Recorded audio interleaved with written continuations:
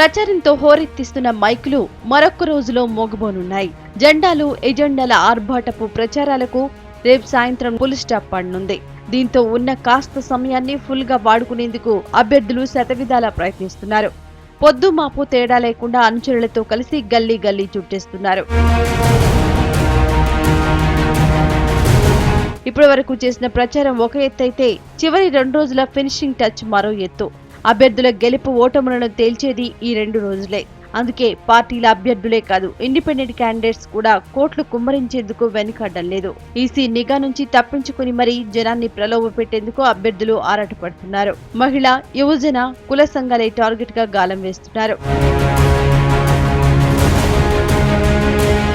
అన్ని పార్టీలు ఓట్లు కొలగొట్టేందుకు ప్లాన్ చేస్తున్నాయి. అగ్రనేతలను ప్రచారానికి రప్పిస్తూ జనాన్ని ఆకట్టుకునేందుకు ప్రయత్నిస్తున్నాయి. ఇప్పటికే ప్రచారంలో కాంగ్రెస్ జెట్ స్పీడ్ లో దూసుకుపోతోంది. యువనేత రాహుల్ గాంధీ వరుస పర్యటనలతో తెలంగాణలో పొలిటికల్ హీట్ పెంచారు. ప్రధాని మన్మోహన్ సింగ్ భువనగిరి సభతో పార్టీ శ్రేణుల్లో ఉత్సాహం నింపారు. ఇప్పుడు అధినేత్రి సోనియా గాంధీని మరోసారి రప్పించి కాంగ్రెస్ నేతలు ప్రచారానికి ఫినిషింగ్ టచ్ ఇవ్వనున్నారు.